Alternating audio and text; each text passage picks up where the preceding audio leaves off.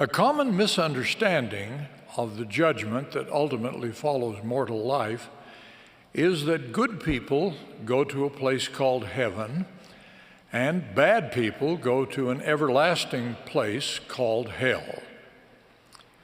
This erroneous assumption of only two ultimate destinations implies that those who cannot keep all the commandments required for heaven will necessarily be forever destined for hell. A loving Heavenly Father has a better plan for His children. The revealed doctrine of the restored Church of Jesus Christ teaches that all the children of God, with exceptions too limited to consider here, will finally wind up in a kingdom of glory. In my Father's house are many mansions, Jesus taught. From modern revelation, we know that those mansions are in three different kingdoms of glory. In the final judgment, each of us will be judged according to our deeds and the desires of our hearts. Before that, we will need to suffer for our unrepented sins. The Scriptures are clear on that. Then our righteous judge will grant us residence in one of those kingdoms of glory. Thus, as we know from modern revelation, quote, all shall be judged, and every man shall receive according to his own works, his own dominion in the mansions which are prepared, end of quote. The Lord has chosen to reveal comparatively little about two of these kingdoms of glory.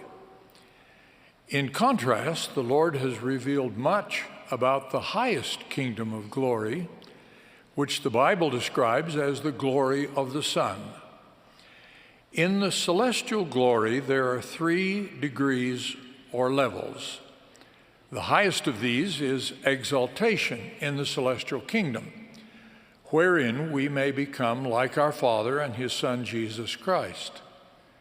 To help us develop the godly attributes and the change in nature necessary to realize our divine potential, the Lord has revealed doctrine and established commandments based on eternal law. This is what we teach in the Church of Jesus Christ of Latter-day Saints, because the purpose of the doctrine and policies of this restored church is to prepare God's children for salvation in the celestial glory, and more particularly for exaltation in its highest degree. The covenants made and the blessings promised to the faithful in the temples of God are the key. This explains our worldwide building of temples, about which the choir has sung so beautifully. Some are puzzled at this emphasis, not that understanding that the covenants and ordinances of the temple guide us toward achieving exaltation. This can only be understood in the context of the revealed truth of 3 degrees of glory. Because our Heavenly Father's great love for all His children, He has provided other kingdoms of glory. As Elder Quentin L. Cook explained yesterday, all of these are more wonderful than we can comprehend. The atonement of Jesus Christ makes all of this possible. He has revealed that He, quote, glorifies the Father and saves all the works of His hands, end of quote. That salvation is granted in different kingdoms of glory. We know from modern revelation that all kingdoms have a law given.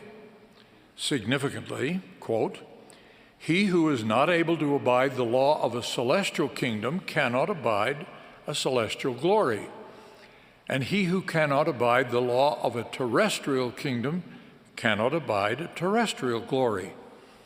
And he who cannot abide the law of a telestial kingdom cannot abide a telestial glory, end of quote. In other words, the kingdom of glory we receive in the final judgment is determined by the laws we chose to abide in our Heavenly Father's loving plan. Under that plan, there are multiple kingdoms, so that all of his children can be assigned to a kingdom where they can abide.